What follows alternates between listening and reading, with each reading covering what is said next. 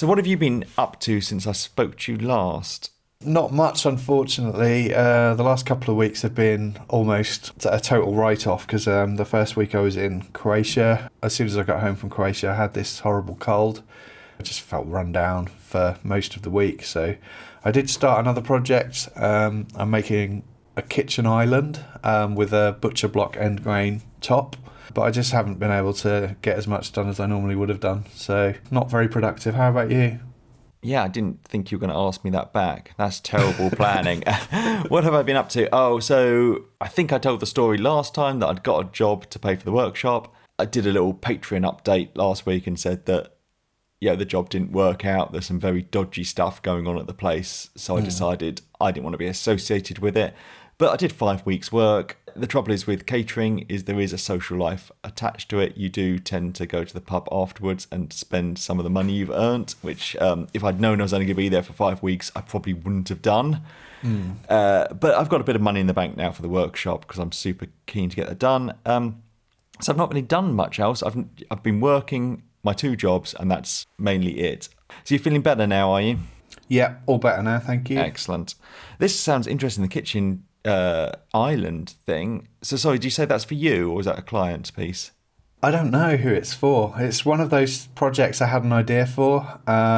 It's partly a sponsored thing as well with Medite Smartply, who'll be providing the MRMDF to make the carcass. We just need someone with a big kitchen. No, well, I watch obviously Four Eyes Furniture videos and they often make something just because they want to make it and then go, this is for sale on our website now. And that's exactly what I was thinking of doing. Yeah. I think that's great because I have so many ideas of things I want to make, but I don't need them. I don't want that. I think I said I wanted to convert a horse box into something. I have no need for a converted horse box burger van bar or something, but I'd love to do one. Or the space to put it, I should imagine. Yeah, or the space to put it. How are you going to flatten your butcher block, or is that giving away YouTube secrets? Yeah, I'm going to refrain from answering that one, I think. Because I tried something new that I had never tried before and I wasn't expecting to work, but it actually worked really well. I was going to say that sounds like a prime case for a drum sander. Yeah, I picked up a drum sander. No, yeah. Not really. Do you think you're going to look for another job or more work? Not straight away. In the world of YouTube, this is the busiest time of the year, the kind of fourth quarter of the year. It was okay for a month. I could burn the candle at both ends, but I can't be finishing work at 11 at night and then be back in the workshop the next morning. And you're just not motivated. You get up feeling so tired. The videos didn't suffer, but I think they would suffer if I continued because I managed to keep going for a month, but the second month I'd have just been shattered. So yeah. I've saved a bit of money now. I'm less worried about money this winter. I've got my EcoFlow stuff to power the workshop, use less power. So I'll see. I thought about getting a job. I applied for 2. First one didn't get back to me. The second one I got. There's such a shortage of like chefs and people with catering experience. In fact, I went for a drink in the pub the other night with my chef friend and she's looking at getting some bar work there and he needs someone the next night. And he's like, can you do tomorrow night for me? So I could have picked up some bar work and stuff straight away. So I know I can get something pretty quick if I need it, but I don't want to. I want to make money from what I'm doing, and I work more than full-time hours doing this. I tend to work 7 days a week on it. I should be able to earn enough to survive. Somehow stepping back and doing what I used to do made me how much I absolutely love this and how much I hated that. So I'm quite motivated to continue with this. But also with money, as soon as I have a workshop, I used to earn most of my money through selling physical items. So as soon as I get a workshop, my whole life depends on me getting a workshop, I feel, at the moment. Yeah. I'm very keen to get it done. Also, I'm not looking forward to being cold. You have oil-fired radiators, did you say, in your workshop? We do. It's way underpowered because I had it when I was in my old shed. So for a building of the size of the workshop now, it's not really capable. Workshop, I'm just going to rely on the heated hoodie like I did last year with the oil-filled radiator. Should be fine. I think Milwaukee have got a new undergarment or something, but it sounded quite interesting, so I asked for one. Hopefully that should arrive before it gets too much colder because it's already cold, isn't it? Yeah, I've been finding the workshop actually because it kind of has the greenhouse effect, so it's always warmer than outside. Yeah. As that's almost going to be the trouble with having an insulated workshop. If you don't heat it, it can be quite cold Yeah. in there. But yeah, it's a good idea, the heated jacket, because how long does that run for on a 2 amp hour battery? The reason it's difficult to say is because you wear it for a couple of hours and then you're kind of warm enough and you don't want to get hot in the workshop. I like being slightly cold in the workshop because it motivates you to kind of keep active. Agreed. So I kind of turn the battery on and off as I'm wearing it. People listening who don't want to spend probably £100 plus on a Milwaukee or Bosch one, if you go on Amazon and you look up heated jackets, I think you can get them for about 30 quid. And they run off the little power banks you use to do your mobile phone. I actually listened to someone on the radio the other day saying about them as well. They use them to keep warm. But I think they're all Chinese made, so you tend to have to size up a bit for the Western market. But yeah, 30 quid is a pretty cheap option, isn't it? Definitely. And I think I was reading, like electric heat is pretty much 100% efficient, that pretty much 100% of the energy is turned into heat. And it doesn't matter really if it's a bar heater or electric, whatever, if they work. But there's none that are more efficient than anything else. You just don't want to be going in the workshop and I've spent £4 today on heating it. That's just painful, isn't it? Especially if you're in there 7 days a week. Ends up with a lot of money. But without it, you just can't get the motivation to actually enter the workshop, can you? No, well, that's why I loved my wood burner, because I had the wood burner in the old workshop for 3 years. I never bought a single piece of wood for it. It was just scraps. So this week we thought we'd talk about our strengths and weaknesses as makers. My biggest weakness is recognising my strengths. I like it. And some of them could be strengths or weaknesses, depending on how you look at them, I feel. I've got some of those as well. Yeah, it's complicated. But it's an interesting one, and the idea is not to get too kind of self-involved, but just to acknowledge things that we could do better and acknowledge the things that we do well, and hopefully other people listening can relate to it and get something from it. Do we want to start with a strength or a weakness? I think we should start positive. Yeah. It's very off-brand for us. Yeah. But, go on. What do you think your greatest strength as a maker is? My greatest strength as a maker would have to be resourcefulness, I think. It's good. Because I feel like I am good at either scavenging materials from elsewhere or using what I've got already rather than buying things. And part of the reason for that is because I'm quite a frugal person, but also I just get a kick out of being able to use things that I've already got and not spending money. I might go on Facebook Marketplace and get something, but if I'm avoiding going to a large company to buy things, then I see that as a massive win. Yeah, I think that's definitely you. I would agree with that quite a lot as well. And I find it just so much more satisfying and enjoying doing it. Sometimes I have a project and I buy all the components in and they're all sat there in a neat pile, all looking shiny, and I'm like, it's not fun. But when you're just kind of making up as you go and finding this bit, and actually that bit will work better, and like, I could use that. I find that process so much more fun. There's less creativity to the project when you just go and order all the bits you need in advance. That's true, yeah. As when you're kind of making it up as you go along, and almost what you have dictates what you're doing, and you often change direction, which you had no intention of doing. Yeah, you come up with something better in the end. Yeah, limitations are often a really useful thing in terms of drawing the best out of the project, because you have to think about it more, you have to put more thought into it and more design into it and come up with something that you can do with what you have already. And also, if you make a mistake, if it's something that you got for free or you picked up cheap from Facebook Marketplace or somewhere else, it's less devastating. Yeah, very true. And I see some YouTube makers impose restrictions on themselves, like the 3-tool challenge thing. Yeah, that's a really good one. What do you think your greatest strength is as a maker? Well, what would be interesting is if we disagree with each other and go, no, I don't think that's your strength at all. I think you're terrible at that. I think I'm quite motivated. I get up in the morning. I always want to get out of bed and get making. And I've even been, especially in the old house, I'm going to go to bed at 9 o'clock because I'm excited to get up in the morning and start work again. Yeah. I tend to work 7 days a week. I mean, it helps having no social life whatsoever. But I think I was mentioning to you a few weeks ago that all the years I've done YouTube, I've never missed a Wednesday upload. We all procrastinate, but I think, especially talking to some creative friends, I was talking to one yesterday and they're going, she's rented a space, a studio, and like, how's it going in the studio, which you've had for months? What have you made? Like, oh no, I'm still setting it up. And I know I wouldn't be still setting it up. I know I'd have made things. Anyway, so I think that's a strength of mine. That's interesting because it kind of is something else that I've got on my list, but I used a different word for it. I used the word prolific. But when I wrote it down on my list, I thought, can I really put that I'm prolific when Matt's never missed a video?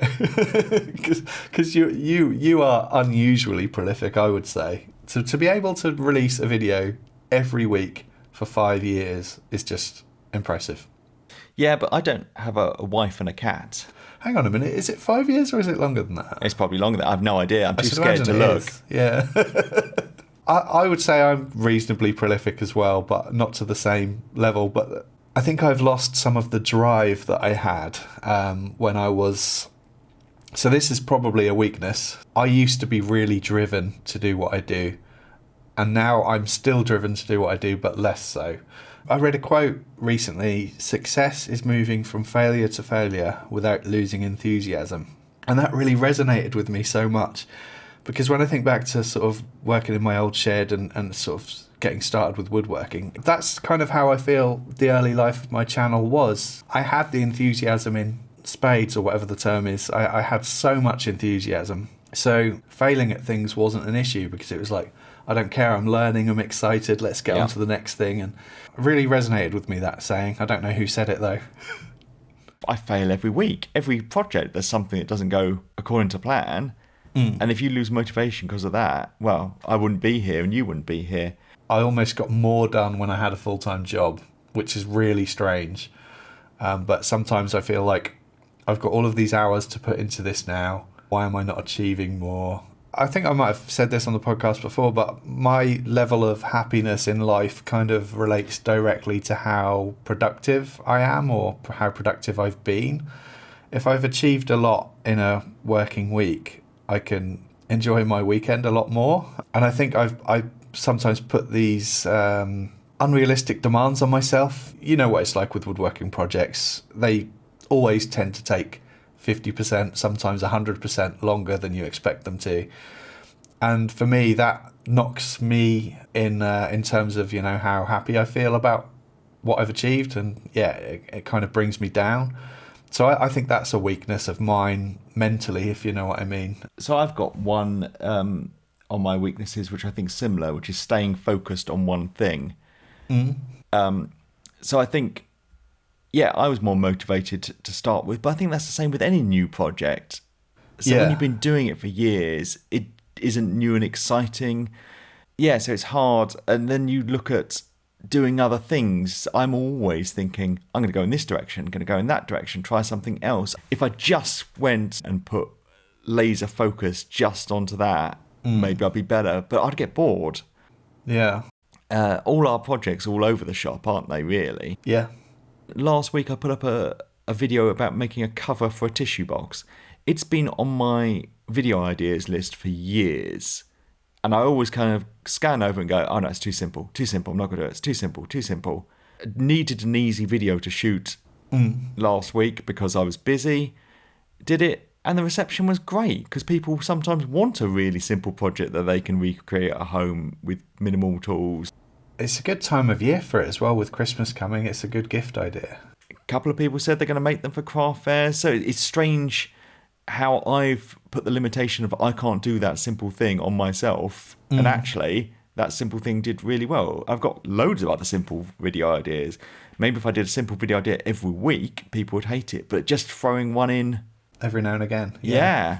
I don't know. Staying focused on one thing I've put as a weakness, but it could also be, you could word it differently, and I think you could word most of these differently and go, willing to try new things, and put it as a positive. Yeah. So I think strengths and weaknesses is perhaps a bad term, but I mean, it's a good podcast title, but yeah, I don't think I'm going to say many things that are purely good or bad. Yeah. Yeah. So you've made me think of something which I'm going to put as a strength, organisation. In the past, I think I've been organised. Like, I've had a list of, like, that's the video I'm going to shoot next. That's the one after. I'm working on this one, but I need, well, for this video I'm going to start tomorrow, I need some little 25mm casters. So I'll order them and get them in. I'm away at the weekend, and because of my, like, social anxiety, like, I will know what train I'm getting, what time's the change. When drive places, I've looked up where the car park is and how you pay. I'm just crazy. My ex would just, she went to go somewhere, she didn't care about anything. And me, I've organised every last detail. I mean, I'm happy when I get there to go with the flow. I won't look up, like, where to go for dinner or anything. I just, I might have done some research on nice places, but I'm not like, we've got to be there at 8:15 and then this and this, but just the kind of transport arrangements I'm quite organised on. One of the things I put down on my list actually was jack of all trades, master of none. Is definitely something I can relate to. Saying that, there's things that I definitely wouldn't attempt to do, usually electrical things, mechanical things, plumbing related things, because I just don't have the skills for that. And it's not something I've ever feel driven to learn, because I'm just not interested in it. I think having skills across multiple different things, you take what we do, for example.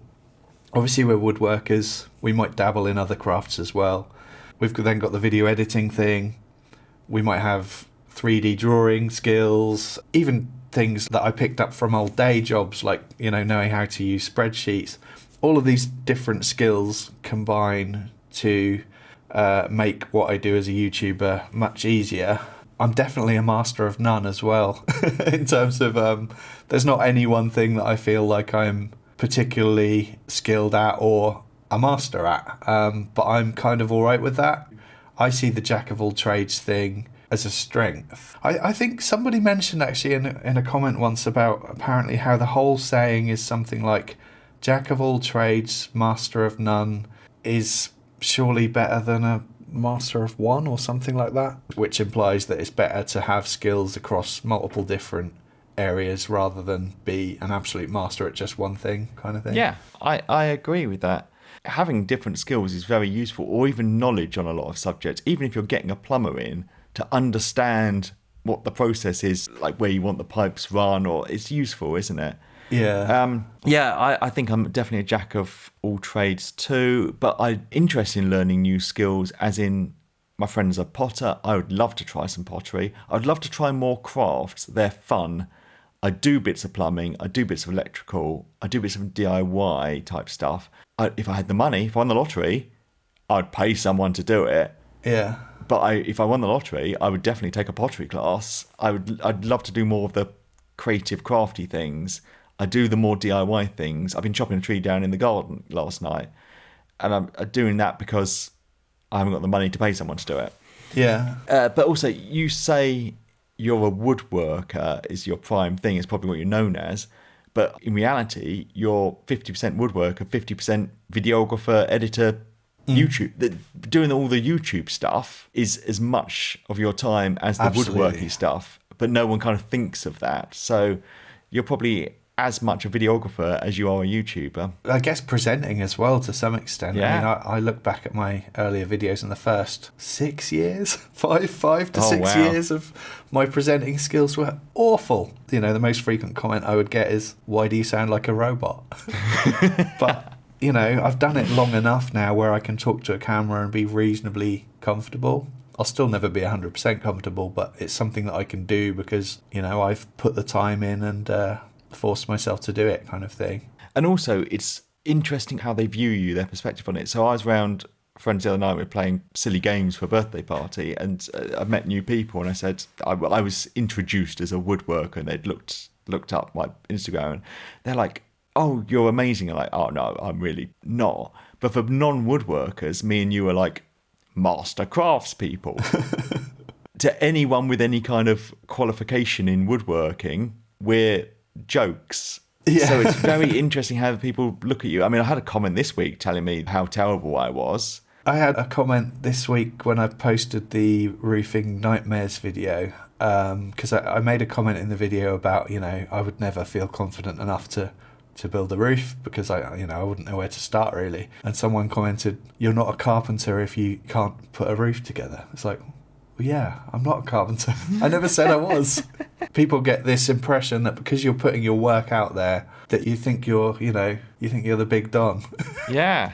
And it's like, no, I'm kind of putting it out there because I want to share what I've done and my journey, and it's not about setting myself up as some sort of expert at all. It never was. When I left the job and was thinking about other things, someone said, you should do workshops. People can come around to you and you like, I can't teach people how to do anything.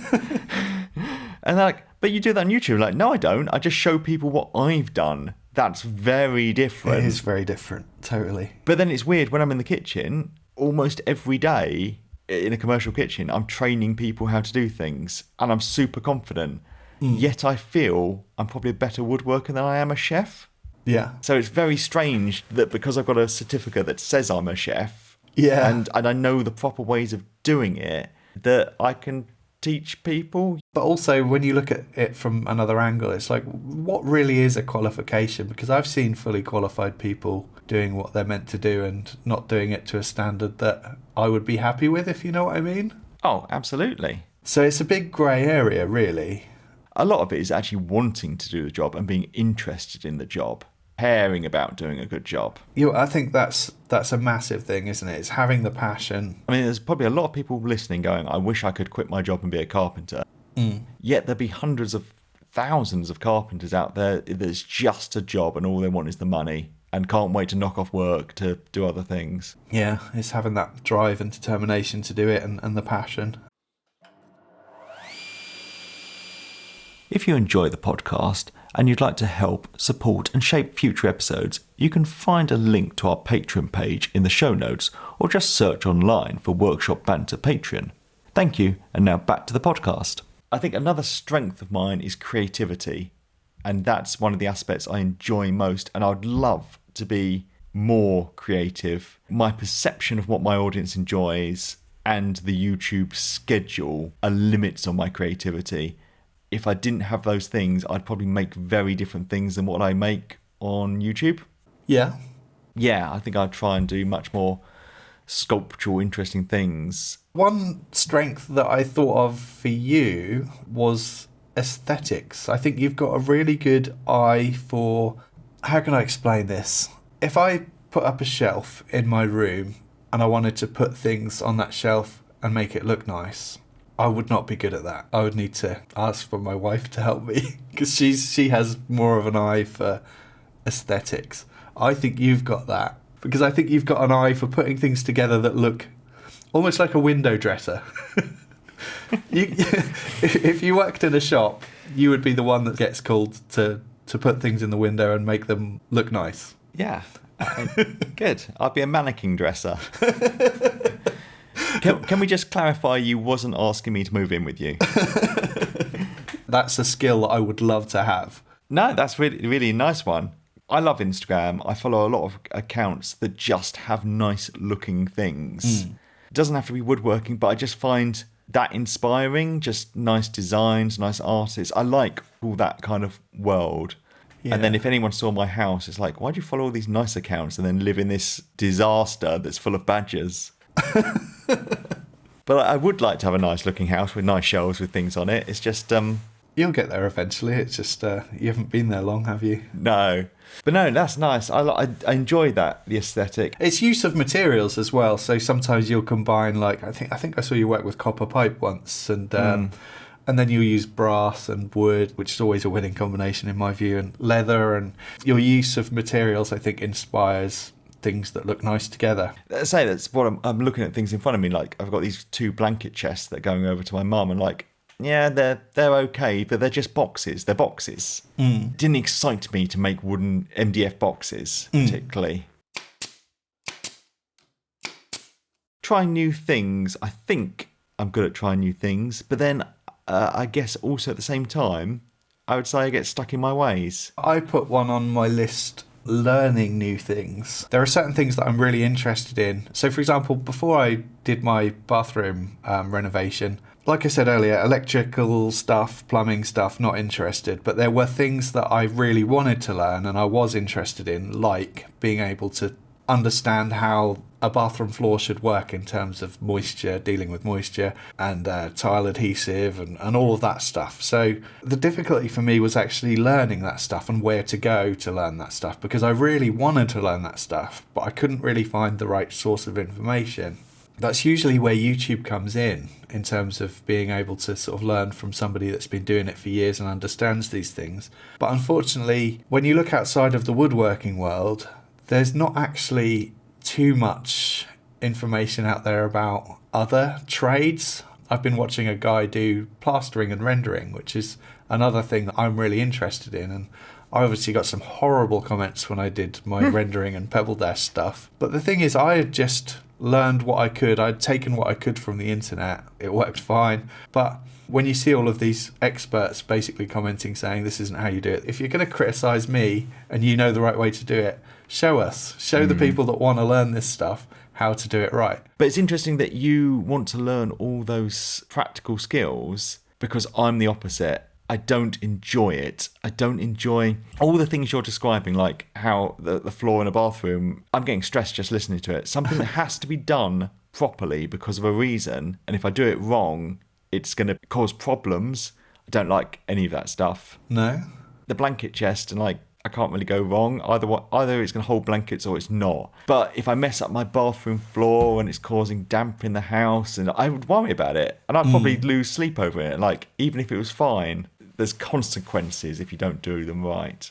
That's true, but I guess it goes back to what we've talked about in previous episodes, and I don't want to be known as a tradesman basher, if you know what I mean, but I almost feel like if I do a job myself and I've put as much research into it as I possibly can, then I'll have usually better results than I would hiring a tradesman. But that's just from my experience, because like I say, I've had more negative experiences than positive, unfortunately. I know tradesmen have loads of value in terms of experience and knowledge, but I also think sometimes when you do things yourself, you can just make sure everything has a bit more care put into it. Yeah, it's also knowing your own limitations. Like, you decided that the plastering was the time to get a professional in, and same with the roof. I know you've got a video coming up about changing your flat roof into a pitched roof, but I bet actually a lot of the stuff isn't that complicated. That's true. I mean, now I've seen it get built, I could probably do it myself. It would take me 5 days,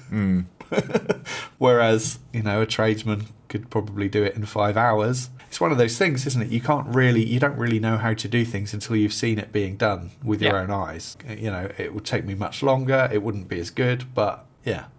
Yeah, you just got to pick your battles, haven't you? I think I've run out of strengths. I've run out of strengths. How long have we been recording for? So what have you been watching this week?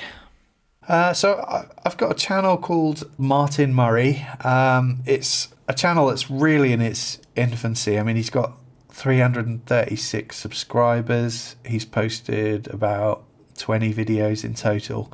But his videos are excellent. They're so well put together. He only uploads occasionally, but when he does, I really like his stuff. The latest video he did was about using plug cutters, but he used them in a really creative way. I won't say any more than that because I don't really want to spoil the video. I want to push people over to go and check out his channel because it's really good. It's another UK-based channel as well, which is always nice to see. So yeah, Martin Murray, I'll leave a link in the show notes. Excellent, I'll check that out. I like a plug cutter. I'm sure I've recommended Laura Kamp before. She's one of my favourite YouTubers. She moved away from the workshop and been doing the house renovation. And I was like, I just don't like house renovation stuff. I almost find it stressful to watch. I don't find it relaxing because I'm just like, it makes me think of my house and all the things I've got to do to it. But it's been an emotional roller coaster. You just can't believe what she's had to do to this house. So that's good. But I was actually going to recommend one of her videos where she was in the workshop recently with another YouTuber, Simone, and they made these dice. Set 3 dice and you roll them, and like one's a material and a method and a tool or something. I can't remember what's on them, but it's when you're stuck to come up with a project idea. Right. And like, okay, that's not for me. I tend to make things not for the sake of it, but it was really interesting watching them do it and then both doing a different project and coming up with different ideas. That sounds interesting. I liked the creativity of that. So that was good.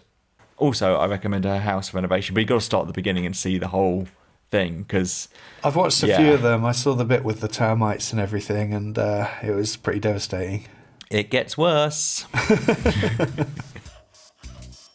Thank you for listening. You can find Keith on YouTube by searching for Rag N Bone Brown and me by searching for Badger Workshop. We have a Patreon page if you'd like to help support us in making future episodes of the podcast. Link to that in the show notes. And we have a Workshop Banter Instagram and Facebook page if you'd like to get in touch, which is @Workshop Banter, all one word.